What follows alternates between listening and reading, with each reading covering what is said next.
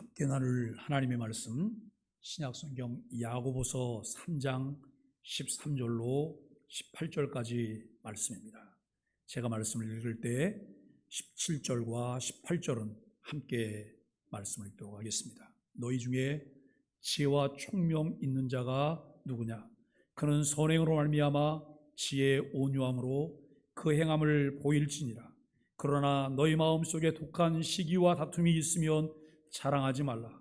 진리를 거슬러 거짓말하지 말라.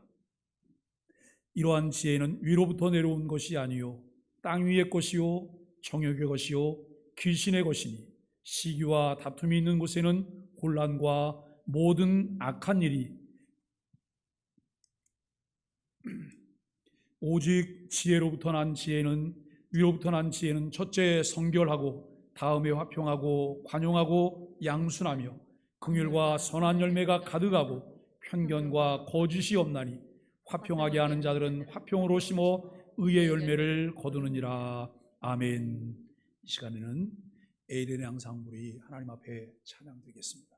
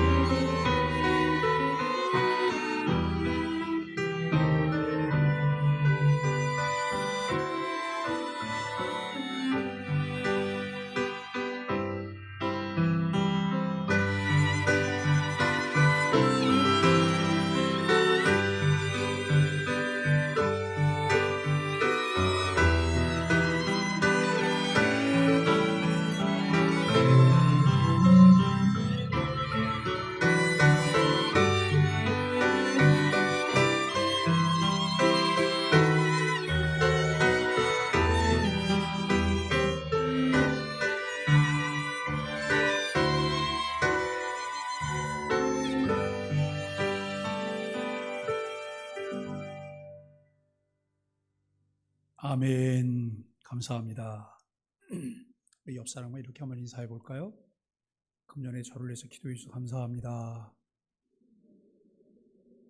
또 반대쪽을 보시면서 금년에 절을 해서 기도해 주셔서 감사합니다. 오늘 우리는 야고보서 3장 13절로 18절까지 말씀을 본문으로 회복, 위로부터 오는 지혜라고 하는 주제로 함께 말씀을 나누려고 합니다. 야고보서 3장의 말씀을 함께 묵상하면서 우리는 온전한 그리스도인이라고 하는 전체 그림을 완성하기 위해 참된 경건을 이야기하고 있습니다. 참된 경건의 중요한 한 축이 말, 언어라고 하는 것을 생각합니다. 언사에 대하여 명심해야 할 것을 말씀합니다. 교회는 사람이 중요합니다. 물론 하나님이 중요하며 모든 것이 하나님께 영광이 되어야 되는 것은 두말할 것도 없습니다. 그 전제하에 사람이 중요하고 사람이 중요한 만큼 사람들의 관계가 중요하다는 것을 말할 수 있습니다. 교회의 주인은 하나님이시며 교회는 하나님께서 함께 하시는 곳이기 때문에 부름받은 사람들에 의해서 부흥을 이루게 됩니다. 교회에 모인 구성원들은 교회 생활이 천국 생활이어야 하는데 여러분들은 어떻게 교회 생활을 하고 계십니까? 하나님께서는 우리에게 은혜 베푸시기를 원하고 늘 말씀을 통해 우리들에게 은혜를 주시지만 그 말씀이 우리에게 들리지 않습니다. 오히려 마음에 상처만 곳곳에 생기고 다 아물기 전에 또 상처가 생깁니다. 왜 그럴까요? 사람들의 말과 행위 때문입니다. 결국 관계가 중요하다고 하는 것을 우리는 알게 됩니다. 사과처럼 표면만 그리스도인이 된 사람이 아니라 토마토처럼 속까지 온전한 그리스도인이 된 사람들을 통해 교회 공동체가 새로워져야 된다고 하는 사실을 알게 됩니다. 야고보는 말의 중요성을 이야기하면서 지혜를 말씀하고 있습니다. 우리는 지난주와 오늘 말씀을 통해 두 가지 지혜를 생각합니다. 일상 지혜와 위로부터 오는 지혜입니다. 참 지혜라는 위로부터 오는 지혜가 있을 때 우리 안에는 무엇이 다를까요? 지난주에 묵상했던 일상의 지혜가 가져오는 나쁜 특성 네 가지인 시기와 다툼, 혼란과 악한 일과 반대되는 것입니다. 우리 안에 독한 열심, 나쁜 열심, 독한 시기가 아니라 좋은 시기가 자리하고 있습니다. 하나님께서 우리에게 가르쳐 주신 말씀을 제대로 잘 배워 바른 신앙으로 하나님의 뜻에 순종하며 살겠다는 좋은 열심이 있습니다. 그러나 믿는다고 하면서도 열심을 내지 않는 사람도 있습니다. 그리고 무기력함으로 세상을 살아갑니다. 참 신앙인은 다른 사람들에게 좋은 영향, 선한 영향을 끼칩니다. 다툼과 시기, 혼란과 악함을 만들지 않고 참된 진리의 길로 사람들을 이끌어갑니다. 이것이 참된 경건을 통해 온전한 그리스도인이 되려는 사람들이 추구해야 할 방향입니다. 주께서 우리에게 그런 삶을 원하시기 때문에 야고보서를 통해 오늘도 우리에게 말씀합니다. 오늘 본문 17절과 18절을 통해 이제 이 세상의 지혜가 아닌 위로부터 오는 지혜를 가진 그리스도인으로 어떻게 살아야 하는지를 말씀합니다. 처음 사람 아담을 창조하셨을 때 하나님께서 다른 동물들과는 달리 사람들에게는 영혼을 주셨습니다. 하나님의 형상을 따라 하나님이 지으셨습니다. 그것은 하나님과 교제가 가능하도록 하나님이 지으셨다는 말씀입니다. 인간 창조에 대한 하나님 아버지의 의도를 잘 알 수 있게 하셨습니다. 그런데 인간은 죄악에 빠져서 하나님의 뜻을 벗어나 어리석음을 드러냈습니다. 주어진 궤도를 달리며 마음껏 하나님이 주신 그 아름다움을 누리며 살 수 있었는데 인간의 욕망이 전혀 다른 길을 가게 하였다는 것입니다. 그 결과 하나님의 뜻에는 무지하고 전혀 하나님의 뜻을 마음에 두지 않고 하나님의 뜻을 추구하지 않습니다. 교회에는 여러 기관들이 있습니다. 특히 자치기관들이 연말이면 총회를 통해 사람들을 세우며 연관 계획들을 수립합니다. 그때 가장 중요하게 마음에 두고 해야 할 것이 무엇인지를 생각해야 합니다. 단순한 친목 도모를 위한 단체가 아니라 우리를 향한 하나님 아버지의 뜻을 찾고 그 뜻을 이루기 위한 교회의 한 지체라고 하는 사실입니다. 위로부터 오는 지혜를 통해 교회 공동체가 그리고 교회 안에 있는 여러 기관과 성도 개개인이 무엇을 마음에 두고 가야 하는지를 발견하고 함께 실천해야 합니다.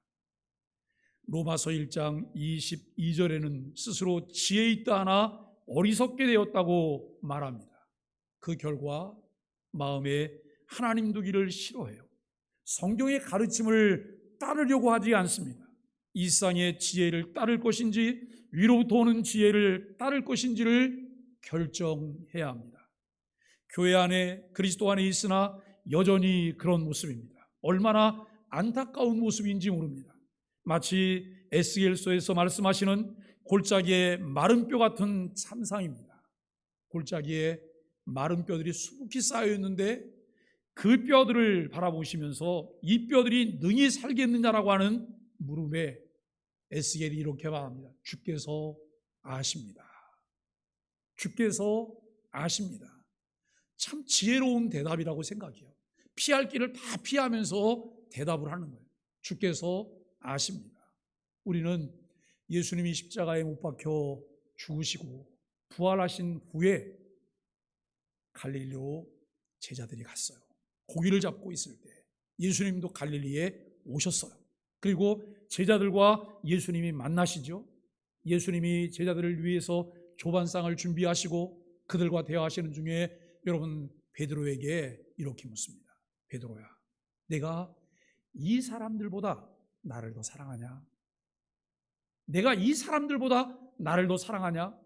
예수님이 3번 질문을 하세요. 여러분, 이 3번이라고 하는 것은 베드로에게는 트라우마예요. 왜냐하면 예수님을 3번이나 부인했기 때문에. 여러분, 이 베드로가 예수님을 3번 부인했지만 그 마음 가운데 변함없는 것도 있어요. 그것은 주님을 사랑하는 마음이에요. 그런데 주님을 사랑한다고 하는 마음을 자신 있게 드러내놓을 수가 없어요. 그때 베드로가 뭐라고 대답했나요? 주께서 아십니다. 주께서 아십니다. 무서운 대답이죠. 모든 것을 아시는 주님께서는 우리의 마음을 아세요. 내 생각을 아세요. 멀리서도 우리의 안고 일어섬을 아시고 우리의 모든 것을 아시는 분이에요. 그분 앞에 정직하게 주께서 아십니다. 내 마음을 주께서 아십니다. 내 상태를 주께서 아십니다. 내 상황을 주께서 아십니다라고 우리가 대답할 수 있다면 그보다 더 좋은 대답이 있을까요? 에스겔이 여러분 이스라엘 백성의 안타까운 정말 소망이 없는 그 모습을 보면서 하나님께서 에스겔 골짜기에 마른 뼈들이 능히 살겠느냐라고 물으실 때 주께서 아십니다. 주만 하실 수 있다는 거예요. 주님 뜻대로 일들이 이루어질 것이라고 하는 그런 대답을 하는 에스겔을 우리가 만나게 됩니다. 그런데 하나님께서 명하실 때 사방에서 생기가 불어오고 그 마른 뼈들이 극히 큰 군대가 되었습니다. 무엇을 어떻게 해야 할지 모르는 비참한 상황에서 우리를 건져주신 분이 예수 그리스도이십니다. 여러분 그 사실을 믿으십니까? 십자가에서 흘리신 보혈의 능력입니다. 우리가 교회 안에 예수 그리스도 안에서 그의 몸의 지체가 된 사람들이라면 이 세상 지혜 안에 머물러 있어서는 안 됩니다. 야고보를 통해 주시는 메시지는 우리를 회복해 하시려는 하나님의 말씀입니다. 이스라엘을 극히 큰 군대를 이루시며 그들을 통해 여전히 하나님의 나라를 편만케 하시는 하나님의 뜻입니다. 땅의 것이요 정욕의 것이요 귀신의 것인 이 세상 지혜에서 떠나야 한다는 것은 예수님을 모르는 사람들에게 주시는 말씀이 아닙니다. 교회 공동체 안에 있는 사람들에게 하시는 말씀입니다. 주의 말씀은 진리이며 그 말씀은 생명력이 있어서 사람을 살립니다. 그런데 교회 공동체가 사람을 살리지 못하는 이유는 무엇일까요? 그 대답을 우리는 야고보서를 통해서 찾아내고 있습니다.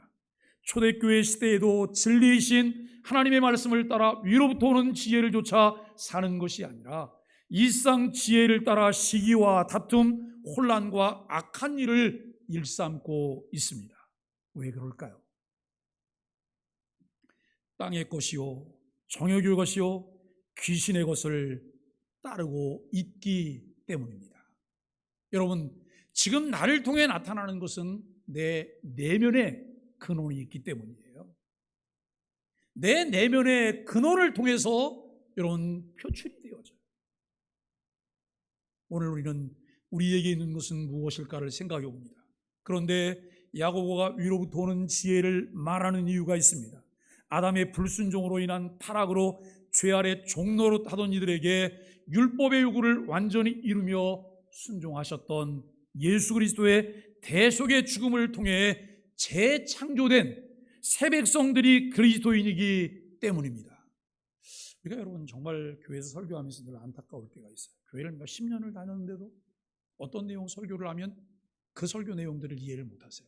왜 그럴까요? 배경이 형성되어 있지 않기 때문에 그래요. 덮어놓고 교회를 다녔기 때문에. 교회가 성경을 통해 우리에게 계시하며 말씀하시고자 하는 것을 우리는 귀담아 듣지 않았기 때문에 여러분 설교에 어려운 내용들이나 설교가 의도한 것들을 전하려고 하면 그 내용이 이해가 안 돼요. 그렇기 때문에 그분들은 임종 직전에도 두려워해요. 왜요? 지옥 가면 어떡하나? 지옥 가면 어떡하나? 죽는 게 무서운데 라고 생각을 하시죠. 그런데 하나님의 말씀을 잘 이해하고 깨닫고 그 말씀을 따라온 사람들은 임종이 두렵지 않아요. 임종은 하나님이 내게 주신 최고의 축복인 것을 인정해요. 그 죽음과 더불어서 내가 영원한 하나님의 나라를 맞이할 수 있다고 하는 확신이 우리 안에 있는 거예요.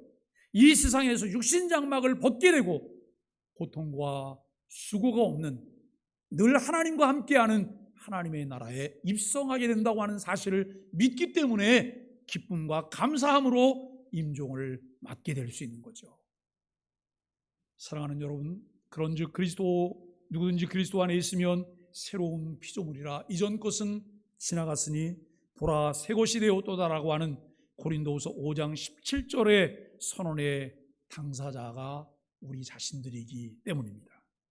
도저히 하나님의 백성이 될 수 없었던 우리들에게 하나님께서 구원의 은혜로 구속을 적용시켜 주셨습니다. 이러한 사실들을 알아가며 오직 하나님의 은혜로만 구원받은 사람들은 하나님의 명령을 진지하게 받아들이고 그 말씀이 가르치는 방향으로 살아갑니다. 그 한 부분이 오늘 우리가 묵상하는 말씀의 내용입니다. 그냥 아무 생각 없이 교회를 다니고 상황과 형편에 따라 교회 생활하는 것이 아니라 성경이 가르치는 데에 따라 이제 살겠다고 다짐하고 실천하는 사람들이 참된 그리스도인들이라고 하는 것입니다. 오늘도 우리를 예배에 초대하신 하나님의 초대를 분명하게 인정하십니까? 그래서 우리는 그분이 원하시는 예배자로 하나님께 나와서 그분이 우리에게 들려주시려는 하나님의 말씀에 귀를 기울이며 듣고 계십니까? 그들의 정체성이 무엇인지를 분명하게 확인했다면 일상의 지혜의 특성을 다시 상기하면서 그것과 결별하고 위로부터 오는 지혜를 따라야 합니다.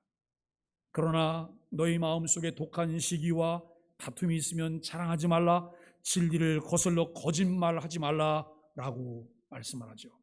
독한 시기와 다툼은 진리를 거슬러 거짓말을 하게 해요. 내가 거짓말을 하는 거 그냥 상황 때문에 여러분 거짓말을 한다고 생각하지 마세요. 우리 안에 이미 무엇이 있기 때문에요? 우리 안에 이것이 있기 때문에 독한 시기와 다툼이 있어요. 그래서 진리를 거스러서 거짓말을 해요. 언제든지 위기를 모면하기 위해서 상황에 따라서 내가 거짓말이라고 하는 카드를 쓸 수 있다고 하는 것은 내 안에 참 진리가 자리 잡고 있지 않다는 말씀이에요. 이것은 우리에게 너무나 중요하죠. 그리고 결국은 혼란과 악한 일을 하며 그리스도께서 십자가에서 자신을 대속물로 주시며 이루신 구원을 망가뜨리려고 한다는 것입니다. 오늘 본문이 말하는 위로부터 오는 지혜의 특성들을 살펴봅시다. 예수 그리스도를 주로 믿을 때 우리의 죄에 대한 책임은 예수님께서 다 담당하셨기 때문에 어느 누구도 물을 수 없습니다. 그러나 여전히 남아있는 것이 죄의 오염입니다. 이 죄의 오염을 걷어내는 과정이 점진적인 성화의 과정입니다. 위로부터 오는 지혜는 그렇게 하나님의 백성이 된 사람들에게 나타나는 것이죠. 예수님을 잘 믿는다고 말할 때 무엇을 보고 그렇게 말할 수 있을까요? 이것은 선의 목록이라고 말할 수 있는 위로부터 오는 지혜의 특성들입니다. 여러분, 7가지입니다. 유대교의 사고방식에는 온전한 것을 7과 관련해서 말합니다. 그래서 의도적으로 아마 이것을 7가지로 말한 것으로 볼 수 있습니다. 이것들이 다 조화를 이루어서 하나님이 원하시는 사람이 이 땅에 있도록 하셨습니다. 하나님께서 아들 예수 그리스도를 대속물로 주시면서 우리를 구속하셨는데 이것을 통해서도 구속받은 사람은 과연 어떤 사람인가 하는 것을 알게 합니다. 우리가 좀 관심을 갖고 성경을 살핀다면 하나님의 관심이 어디 무엇에 있는지를 알 수 있습니다. 여러분, 교회 생활을 하다 보면 하나님의 관심과 사람의 관심이 너무나 많이 달라요. 사람은 나예요, 나. 내가 어떤 자리를 차지할까? 내가 어떤 대우를 받게 될까? 내가 무엇을 하게 될까? 사람들이 나를 어떻게 볼까? 여기에 관심이 있어요. 이것은 하나님의 형상을 잃어버린 타락한 사람들의 모습이에요. 그러나 예수 그리스도를 주로 믿고 난 이후에 하나님 나라 새 백성이 된 새 이스라엘인 구원받은 하나님의 사람들은 관심이 자기에게 있지 않아요. 누구에게 있냐면 주에게 있어요. 어떻게 하면 하나님을 기쁘시게 할 수 있을까? 어떻게 하면 나를 위해 아들 예수 그리스도를 내어주신 그 하나님의 은혜에 우리가 보답하는 삶을 살까? 여기에 초점이 맞춰져 있어요. 그러니 여러분, 교회 안에는 누가 교회에서 일꾼이 돼야 할까요? 어떤 사람들을 통해 하나님께서는 하나님의 일을 이루시려고 하실까요? 하나님이 원하시는 것은 교회가 여러분 내 모두 대형 교회가 되는 것을 하나님이 원하시지 않아요. 위로부터 오는 참된 지혜를 가지고 하나님의 나라를 소망하며 그 나라를 바라보며 살아가는 사람들이 날마다 더해가는 것을 원하시는 거예요. 여러분 한번 생각해 보세요. 지금까지 교회를 수십 년 다니면서 교회는 팽창해 가는데 내 가슴에는 찬바람이 불어요. 내가 무엇을 했다고 하는데 내 안에는 참된 기쁨이 없어요. 그 이유가 무엇일까요? 내가 바라보는 것과 하나님이 바라보는 것이 다르기 때문이에요. 내가 일하려고 하는 방법과 하나님이 일하려고 하는 방법이 다르기 때문이에요. 어떻게 하면 하나님께 영광이 될 수 있을까? 어떻게 하면 이것을 통해서 덕을 세울 수 있을까? 어떻게 하면 이 일을 통해서 우리가 사람들을 얻게 될까? 이것이 하나님의 관심이잖아요. 그에 따른 우리들의 반응이 오늘 위로부터 주어지는 지혜라는 것을 분명하게 마음에 새겨야 합니다. 우리가 예수님을 진짜로 믿는다면 하나님의 은혜로 이 7가지 특성을 위로부터 오는 지혜를 가지고 있다고 믿어야 합니다. 예수 그리스도를 주로 믿고 하나님의 자녀의 권세를 얻을 때 우리는 잃어버린 하나님의 형상을 회복하게 되었습니다. 그리고 우리 안에 심긴 하나님의 말씀을 온유함으로 받으며 우리 안에 있는 말씀의 씨앗이 자라게 되고 그것이 밖으로 표출되게 된다는 거예요. 17절은 위로부터 난 지혜는 첫째 성결하고 라고 말씀합니다. 성결하다는 말은 거룩하다는 말입니다. 거룩하다는 말은 두 가지를 같이 생각해야 되는데 우선은 여러분 구별되었다고 하는 뜻입니다. 세상 것과는 구별되어 있다고 하는 것입니다. 대개 성경에서 구별되었다고 하는 것은 하나님께 속한 것을 지칭합니다. 우리를 성도라고 하는 것을 하나님께 속했다고 하는 말이고 하나님께 드린 것을 우리는 성물이라고 말을 해요. 하나님께 속해 있는 사람은 모든 면에서 순결함을 드러내야 돼요. 이것이 위로부터 오는 지혜의 첫 번째 속성입니다. 둘째 특성은 화평하고라고 말씀합니다. 화평하고라고 하는 것은 누구든지 아는 의미로 세상에서 평화를 만들어내는 것을 말합니다. 예수님이 말씀해 주신 팔복에서 화평하게 하는 자들은 하나님의 아들이라 일컬음을 받을 것이라고 말을 해요. 화평하게 하는 자는 자기도 마음의 평화가 있을 것입니다. 그것 때문에 다른 사람들과의 관계도 화평합니다. 이때 우리가 생각할 것은 여기서 말하는 마음속의 평화는 세상에서 말하는 평화와 그 성격이 다르다고 하는 것을 알게 됩니다. 예수님께서 이렇게 말씀하셨어요. 요한복음 14장 27절인데요. 평안을 너희에게 끼치노니 곧 나의 평안을 너희에게 주노라. 내가 너희에게 주는 것은 세상이 주는 것과 같이 아니하리라라고 말씀하세요. 예수님께서 나의 평안을 너희에게 준다고 말해요. 내가 주는 평안은 세상이 주는 평안과 다른 것이라는 거예요. 무엇이 어떻게 다를까요? 내가 누리고 있는 평안이 어떤 평안일까요? 하나님이 주신 예수 그리스도가 우리에게 주신 평안일까요? 아니면 세상이 주는 평안에 우리가 여러분 물들어 있을까요? 우리는 내가 원하는 것이 이루어졌을 때 평안하다고 느껴요. 그렇죠? 내가 원하는 것이 이루어졌을 때. 이번에 아들을 위해서 기도했는데 아들이 좋은 대학 갔을 때, 남편이 승진하기를 바라고 늘 기도했는데 남편이 승진해서 두둑한 월급 봉투를 나에게 전달해 줬을 때, 그때 평안함이 느껴지죠?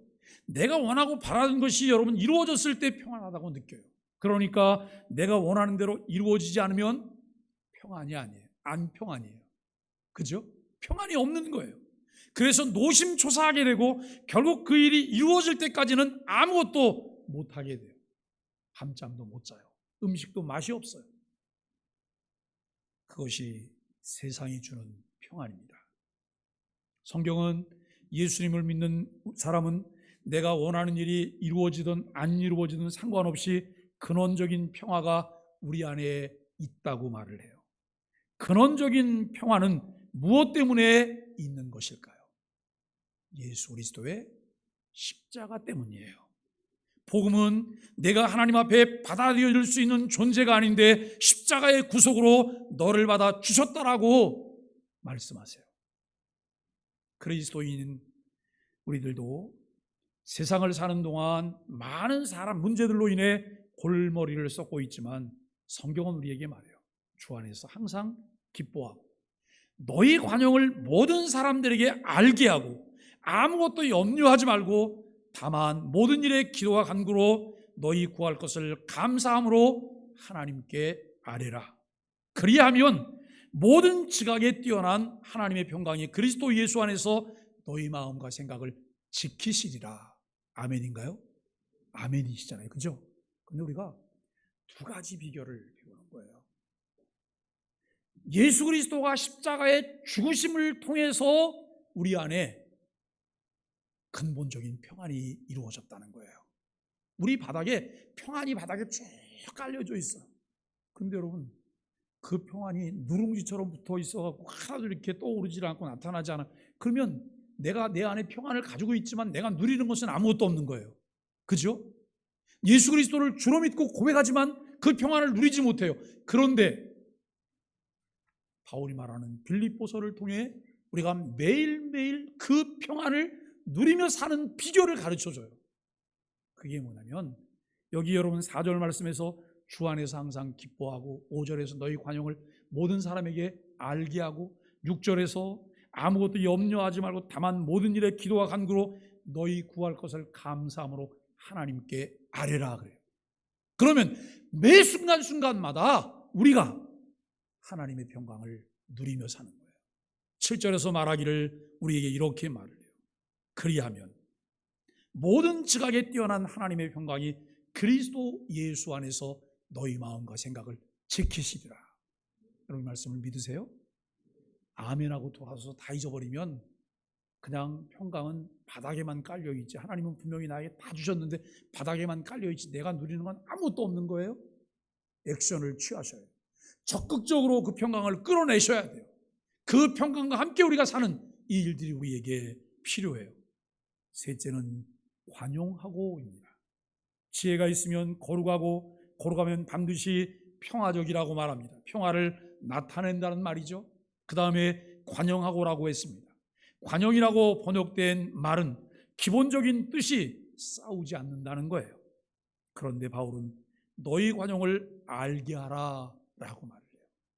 너 안에 시기와 다툼이 없다고 하는 것을 알게 하라 라고 말해요. 빌립보서 4장 5절 말씀에 너희 관용을 모든 사람이 알게 하라라고 말씀을 해요. 여러분, 그런데 이 관용을 알게 한다고 하는 것은 과대광고하라는 게 아니에요. 잔이 있습니다. 잔에 여기 물이 지금 한 5분의 4 정도쯤 물이 있어요. 이 물이 흘러 넘칠까요? 흘러 넘치지 않아요.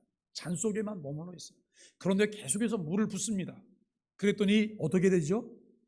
물이 흘러 넘칩니다. 자연스럽게 흘러 넘치게 하는 것이 관용이에요. 그런데 내 안에 시기와 다툼만 가득 있는데 무슨 수로 관용이 흘러 넘쳐요? 내 안에 위로부터 오는 지혜가 충만할 때 그 충만한 지혜 때문에 여러분 관용이 흘러 넘치는 거예요. 모든 것을 뒤덮게 돼요. 제가 우리 교회 부임한 지 5년째, 만 5년째가 되는 달이에요. 여러분, 만 5년째가 되는 금년 연말을 제가 가장 평화롭게 보내고 있어요. 그리고 교우들의 입을 통해서 가장 많이 듣고 있는 말이 이 말이에요. 요즘 교회가 많이 따뜻해졌어요. 사랑스러워졌어요. 라고 하는 말을 가장 많이 듣고 있어요. 사랑하는 여러분, 우리가 늘 추구하는 게 그게 아닌가요? 네 번째는 양순하고 라고 말해요. 양순하다는 것은 마음이 선량한 것인데, 그런데 여러분 그 정도가 아닙니다. 여러분 양순 그럼 뭐가 생각나세요? 청순 가련형이 생각나세요? 이것은 쉽게 설득되어진다라고 하는 뜻이에요. 그래서 합리적이다라고 하기도 해요. 진리에 대해서 온순한 마음을 가졌고 진리에 대해서는 순종적이라고 하는 말씀입니다. 우리가 하나님의 말씀을 귀를 기울이며 그 말씀을 사모하고 늘 묵상하는 것은 은혜입니다. 위로부터 오는 지혜는 어떤 것이 옳다는 것을 깨닫게 되며 거기에 쉽게 설득됩니다. 우리가 여러분 코로나가 오면서 매일 아침 소망의 아침 묵상을 시작을 했어요. 3년이 됐어요. 그런데 그 3년이 오는 동안 그것을 지켜내는 일이 쉽지 않았어요.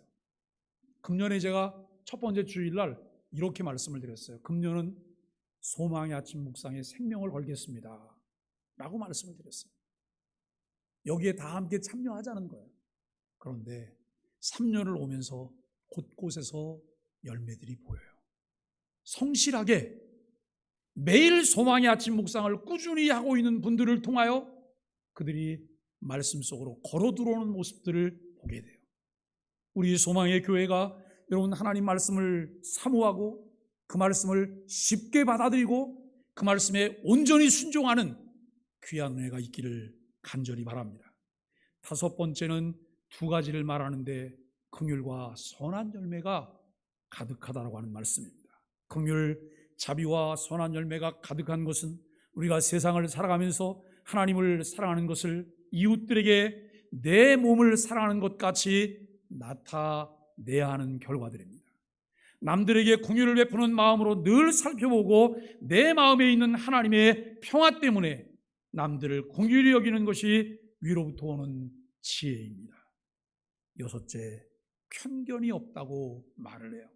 원칙 없이 편견을 갖고 사람을 대하고 치우친다는 말입니다.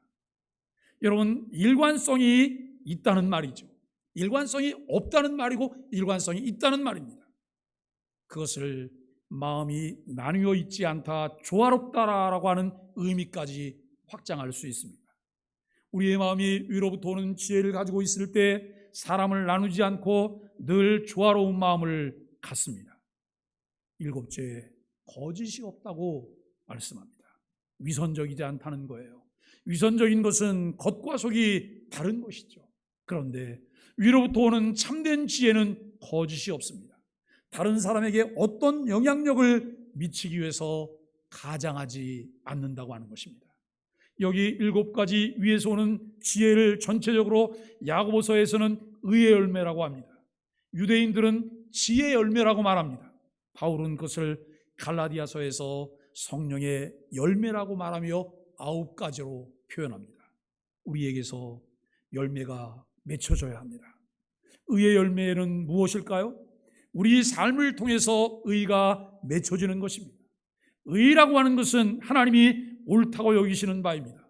세상에서 말하는 정의를 뛰어넘어서 하나님이 옳다고 여기시는 바가 성경이 말하는 의입니다. 우리 삶의 열매는 하나님이 옳다고 여기시는 바가 나타나는 것이죠. 그런 삶을 경건한 삶이라고 합니다. 진짜 그리스도인이라고 합니다. 오늘도 예배하며 본문을 통해 성령께서 우리에게 하시는 이 말씀을 마음에 새기고 담을 때 우리들의 부족함과 연약함을 주 앞에 고백할 수밖에 없습니다. 사랑하는 소망의 가족 여러분, 위로부터 오는 이 지혜를 따라 살도록 우리를 부르셨습니다. 예수 그리스도를 주로 믿고 있으나 우리의 삶을 돌아보며 여전히 죄와 허물투성인 것을 인정하지 않을 수가 없습니다. 자격 없음에도 우리를 은혜가 있는 사람으로 선언해 주셨다고 하는 하나님의 그 놀라운 사랑을 깨닫게 하시니 무한 감격과 감사입니다. 그 은혜를 주시고 그 은혜를 알게 하셨으니 우리들의 연약함 때문에 더욱 말씀을 붙들고 매일 경건의 삶을 살 것을 다짐해야 합니다. 여러분, 아침마다 우리 핸드폰에 그날의 아침 영상이 배달되시죠? 매일매일 아침마다 영상이 배달되세요. 영상이 배달되시면 영상을 여셔야 돼요. 기도하는 마음으로 말씀을 보셔야 돼요. 그리고 그날 본문이 어딘지를 보시고 본문이 빨리 지나가니까 성경을 찾아서 한번 읽어보시고 그 다음에 묵상을 하실 수 있으면 더 좋겠죠. 10분 정도 영상이 매일 제공이 돼요. 매일 그 말씀을 붙잡고 끝부분에 2가지나 3가지 기도의 제목들이 매일 말씀과 함께 진행이 되어져요. 그 기도 제목은 내가 하고 싶은 기도가 아니라 그 말씀을 통해 우리에게 가르쳐 주신 기도들이에요. 그 말씀을 기도하면서 매일매일 쫓아가고 그 말씀을 내 마음에 담으면 나도 모르게 어느 날 이슬 위에 내 옷이 흠뻑 젖어 있는 것을 우리는 알게 될 것입니다. 행함으로 믿음을 보이라고 하는 야고보는 말과 지혜를 통해서 온전한 그리스도인이 되려면 참된 경건의 사람이 되어야 한다는 사실을 강조합니다. 이 세상의 지혜와 위로부터 오는 지혜를 대조하고 결론은 화평하게 하는 자들은 화평으로 심어야 한다라고 말씀합니다. 예수 그리스도는 하나님과 우리 사이를 화목하게 하시기 위해서 자신을 대속물로 주셨습니다. 화평하게 하는 자가 하나님의 아들이라 일컬음을 받는데 우리는 화평을 만들어낼 수 있는 스스로 자가발전 능력이 우리에게는 없습니다. 평강의 왕으로 오신 예수 그리스도를 철저히 의존하면서 의의 열매를 교회 공동체와 세상 가운데 나타낼 수 있는 소망의 모든 지체들이 되기를 예수 그리스도의 이름으로 간절히 축복합니다.